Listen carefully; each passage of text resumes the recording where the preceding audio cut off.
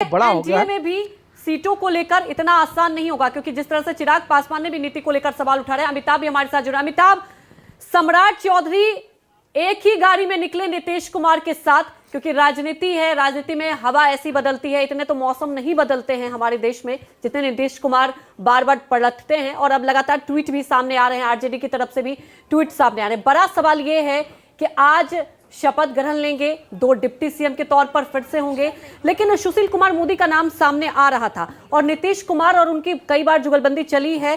तो क्या ऐसा हुआ, नीतीश कुमार की यह शर्त नहीं मानी गई? और एक गृह मंत्रालय को लेकर, क्योंकि नीतीश कुमार की शर्त हमेशा रहती है, चेहरा तो वो होंगे और हमारे पीछे है भी कि ठीक है सरकार नहीं, लेकिन फेस तो वही है। तो क्या इस बार भी गृह मंत्रालय उनके पास होगा? सुबह से होती रहती है, शाम को 6 बजे प्ले होता है शाम को। देखिए, ये एक बड़ा सवाल है और इस सवाल को लेकर चल रहा था। एक तो कि गृह मंत्रालय, बीजेपी चाह रही थी कि गृह मंत्रालय, क्योंकि लगातार बिहार की लॉ एंड ऑर्डर को लेकर, जंगल राज के मुद्दे को लेकर वो लगातार मुखरती, और इसलिए इस बार एक डिमांड हुई थी विधायकों की बैठक में कि भी था कि गृह मंत्रालय इस बार बीजेपी के पास होनी चाहिए। भले ही कार्मिक विभाग जो है नीतीश कुमार के पास रहे, लेकिन गृह विभाग बीजेपी के पास होनी चाहिए। और जो हमारे सूत्र बता रहे हैं कि इस बात को लेकर नीतीश कुमार को बताया भी गया था, और लेकिन अभी तक सहमति क्या बन पाई है ये जानकारी नहीं मिल पाई है, क्योंकि अगर ऐसा होता है तो एक बड़ी बात होगी। क्योंकि देखिए 2005 से जब भी नीतीश कुमार मुख्यमंत्री बने हैं, गृह विभाग उनके पास ही रहा है, गृह और कार्मिक उनके पास ही रहा है।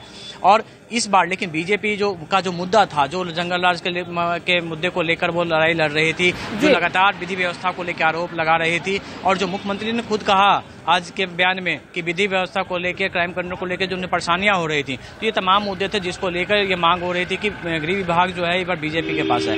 दूसरा जो आपने बताया सुशील मोदी के बारे में, सुशील मोदी देखिए इस बार जो पूरी घटनाक्रम इस बार भी हुआ है उसमें उनकी एक बड़ी भूमिका रही है। और वो अगर हम पूरे ये जो सिनेरियो के चाणक्य कहें तो वो सुशील मोदी है जिन्होंने पूरे डाटा के साथ आला कमान के सामने ये रखा कि अगर ये प्रस्ताव आता है और हम मानते हैं तो इसका चुनाव में कितना बड़ा फायदा मिलेगा। तो हो सकता है कि अभी सुशील मोदी को इसका फायदा नहीं, उन्हें लाभ नहीं दिया हो, लेकिन हो सकता है आने वाले दिनों चूंकि राज्यसभा के मेंबर हैं और अगली सरकार अगर बनती है तो उन्हें कुछ इसका ओहदा मिले, क्योंकि अभी सुशील मोदी की जो भूमिका है, देखिए बिहार बीजेपी में सबसे वरिष्ठ नेता वो हैं। हालांकि अभी ये चर्चाएं काफी तेज थी कि रेणु देवी के नाम पर और सुशील मोदी के नाम पे, और सुशील मोदी पिछले 2 बैठकों से यहाँ पे मौजूद भी थे, लेकिन कभी उन्होंने मीडिया से बात नहीं की। लेकिन जो उनकी भूमिका रही थी, इससे पहले भी जब नीतीश कुमार लौट के आए थे, और खुद नीतीश कुमार को जानने वाले लोग बता रहे हैं कि खुद नीतीश कुमार ने कहा था, चूंकि उनके साथ उनका कोऑर्डिनेशन बहुत अच्छा रहा था। इससे पहले जब 2005 की सरकार बनी थी तो डिप्टी सीएम सुशील मोदी थे, और उसमें वित्त मंत्रालय जैसा भारी भरकम मंत्रालय इनके पास था, तो उस समय काफी अच्छा कोऑर्डिनेशन होता था।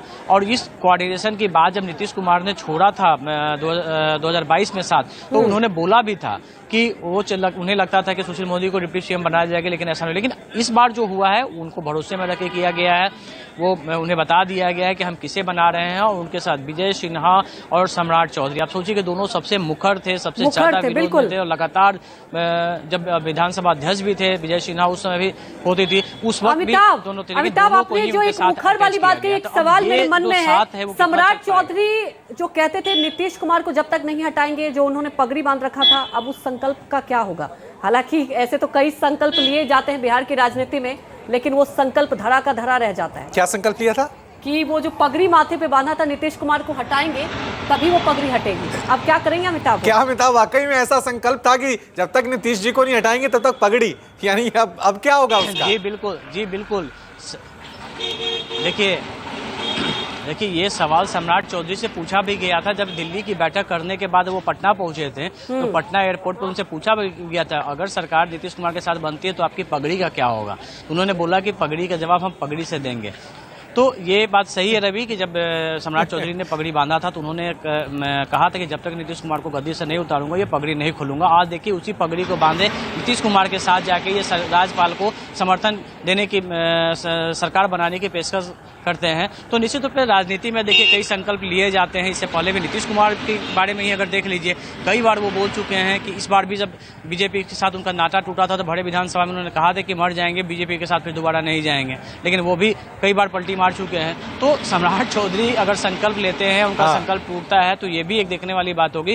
राजनीति में कई संकल्प ऐसे होते हैं जिन्हें जो समय के अनुसार खुद ब खुद टूट जाते हैं और इस बार भी यही कुछ हुआ। लेकिन संकल्प एक ही नजर आ रहा है अमिताभ, संकल्प एक ही नजर आ रहा है हमें, विजय सिन्हा के साथ चलना। एक ही संकल्प नजर आ रहा है कि सत्ता में बने रहे, कोई सिद्धांत नहीं। ऋषिकेश आपकी तरफ रुख कर रहा हूं। ये बिहार की सियासत से मैंने सुबह भी अपने सहयोगियों से सवाल किया था कि अभी हम टीवी पे ये खबरें चला रहे हैं तो ऐसा लग रहा है जैसे कोई एंटरटेनमेंट फिल्म चल रही है, ऐसा लग रहा है कोई बड़ा पॉलिटिकल ड्रामा चल रहा है और बड़ा मजा आ रहा है, कोई इधर जा रहा है, कोई इसको धोखा दे रहा है, बड़ा सस्पेंस बना हुआ है।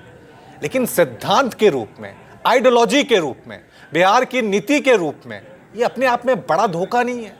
बिहार की जनता क्या कंफ्यूज नहीं रहती कि हम आज नीतीश को बीजेपी के साथ मिला इसलिए वोट दे रहे हैं, कल वो राजद के साथ सरकार बना रहे हैं, दोबारा फिर वो धोखा दे रहे हैं, महागठबंधन के साथ चल रहे हैं, फिर बीजेपी के साथ सरकार बना रहे हैं। तो नीतियों के नाम पे, सिद्धांत के नाम पे क्या बिहार की जनता के साथ ये बड़ा धोखा नहीं है ऋषिकेश? और बजाय एंटरटेनमेंट करने के, बजाय मनोरंजन करने के, बिहार की जनता को चिंतन करने की जरूरत नहीं है कि सियासत को थोड़ा बदलें?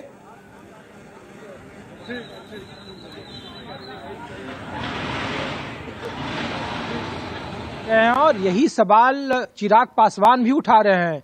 चिराग पासवान के जो सूत्र है, जब अब से थोड़ी देर पहले वो निकले एनडीए में, तो उन्होंने कहा कि जानबूझकर नीतीश कुमार के कैंप की तरफ से उनके डिप्टी सीएम बनाए जाने की अफवाह को बल दिया गया। ये खबरें पटना के मुख्यमंत्री आवास से निकली और सिर्फ इस वजह से क्योंकि जो मुद्दे बीजेपी के सामने चिराग पासवान उठा रहे हैं कमोबेश वही मुद्दे 2020 में भी था। आप याद करिए जब नीतीश कुमार और बीजेपी का अलायंस था और उसमें चिराग पासवान के सीटों के शेयरिंग को लेकर ठीक है ऋषिकेश, रोक रहा हूं आपको। तो अपने आप में ये बड़ा सवाल है, बिहार की सियासत में बदलाव हो रहे हैं, बिहार की जनता इन बदलावों को, इन धोखे को, इन वफादारियों को, इन परिवर्तन को कैसे देखती है? थोड़ा सा ब्रेक ले रहे हैं, फौरन हाजिर होंगे। ताजा अपडेट हम आप तक लगातार पहुंचा रहे हैं क्योंकि एक के बाद एक नए सियासी घटनाक्रम जो है। और जैसा कि रवि ये बड़ा सवाल है, बिहार की जनता को अब मंथन करना होगा। और जैसे आपने कहा ना, सस्पेंस, कुछ भी सस्पेंस हो, नीतीश कुमार सीएम होंगे ये तो हमेशा तय होता है। ठीक है, चेहरे बदले नहीं है, यहाँ पे सरकारें बदल रही हैं, चेहरा वही है नीतीश कुमार। एक छोटा सा ब्रेक, देखते रहिए News 24।